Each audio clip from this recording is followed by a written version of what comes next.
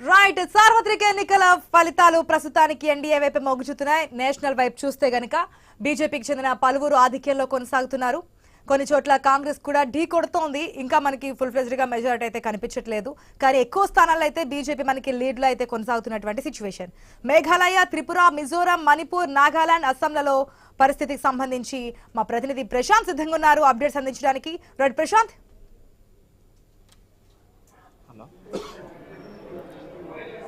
ప్రశాంత్,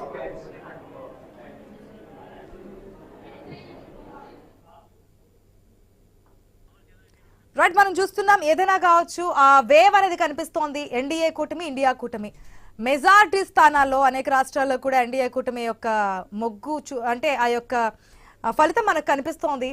ఎన్ని పాదయాత్రలు చేసినప్పటికీ కూడా కాంగ్రెస్ పుంజుకుంది. గతంలో కంటే పుంజుకున్నటువంటి సిచ్యువేషన్ కనిపించిన క్లీన్ స్వీప్ బీజేపీ కూటమితో కాకుండా 400-350 స్థానాలు పైగానే గెలుస్తాం, కూటమితో కలిపి 400 స్థానాలు గెలుస్తాం అనే సిచ్యువేషన్ అయితే మనకి ఇక్కడ కనిపించట్లేదు. ఆ పాదయాత్ర ఎఫెక్ట్ కూడా మనకి క్లియర్ కట్ గా రాహుల్ గాంధీ ఏదైతే పాదయాత్ర చేస్తున్నారో 292 ఇటు పక్క, మనకి 230 ఇండియా కూటమి పక్క మనకి కనిపిస్తున్నటువంటి సిచ్యువేషన్. అదర్స్ కూడా 21 స్థానాలు గెలుచుకున్నారు. ఒకవేళ ఎటు లేనటువంటి స్థానాలు ఏదైతే ఉన్నాయో ఆ రాష్ట్రాలు ఎటుపక్క మొగ్గు చూపుతాయి కూడా అది మళ్ళీ ఒక మెయిన్ రోల్ పోషిస్తోంది. పూర్తి అప్డేట్స్ ప్రశాంత్ అందిస్తారా? ప్రశాంత్, మొత్తానికైతే తెలంగాణలో 17 స్థానాలకు సంబంధించినటువంటి పార్లమెంట్ మెజారిటీలు అయితే బీజేపీ కాంగ్రెస్ నువ్వా నేనా అన్నట్లు చెరో 8 స్థానాలు పంచుకున్న విధంగా అయితే ఫలితాలు మెజారిటీ లీడ్స్ అయితే కనిపిస్తున్నాయి.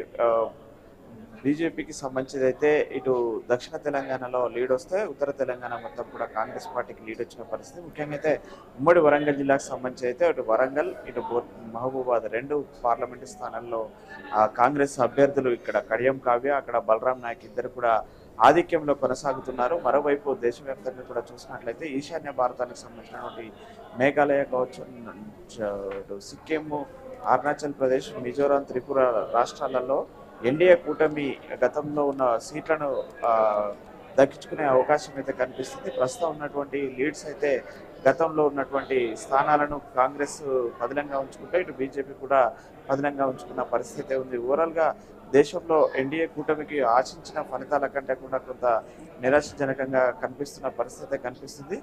ఇటు తెలంగాణలో మాత్రము కాంగ్రెస్ బీజేపీలు అయితే నువ్వా నేనా అన్న పోటీ చందంగా మారిన పరిస్థితి ఉంది. వరంగల్లోనైతే బీజేపీ అభ్యర్థి ఆరు రమేష్ గట్టి పోటీ ఇస్తాడనుకున్న నేపథ్యంలో మొదటి రౌండ్ మినహా ఇప్పటి వరకు జరిగిన 7 రౌండ్లలో కూడా 6 రౌండ్లు వరుసగా కడియం కావ్య మెజారిటీలో దూసుకుపోతుంది. ఇప్పటికే 50,000 మెజారిటీ కూడా దాటిన పరిస్థితి ఉంది. మరోవైపు అటు మహబూబాబాద్లో చూసుకుంటేనైతే అటు బలరాం నాయక్ కూడా 7 రౌండ్లు పూర్తయ్యేసరికి 7 రౌండ్లలో పూర్తి ఆధిక్య దిశగా కాంగ్రెస్ పార్టీ అయితే కొనసాగుతుంది. అక్కడ కూడా 55,000 మెజారిటీతో బలరాం నాయక్ ముందంజలో ఉన్నారు. అటు బీఆర్ఎస్తో కొంత పోటీ వచ్చినప్పటికీ కూడా ఏ రౌండ్లో కూడా ఆధిక్యం రాని పరిస్థితి ఉంది. ఇక్కడ వరంగల్లో మాత్రము బీజేపీ కొంత పోటీ ఇస్తుంది అనుకున్నప్పటికీ కూడా పోటీ ఒక రౌండ్ మినహా 6 రౌండ్లలో వెనుకంజలో ఉన్న పరిస్థితి కనిపిస్తుంది.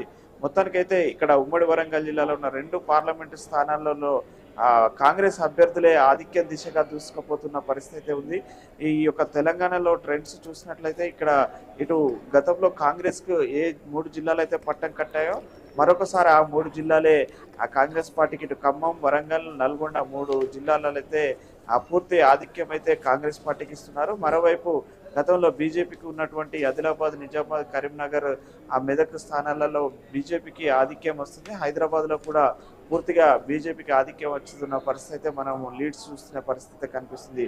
ఓవరాల్గానైతే ఆ కాంగ్రెస్ తన స్థానాలను అయితే ఇక్కడ పుంజుకుంది. గత 2019 పార్లమెంట్ ఎన్నికల్లో బీజేపీ 4 స్థానాలు గెలిస్తే కాంగ్రెస్ 3 స్థానాలు గెలిచింది.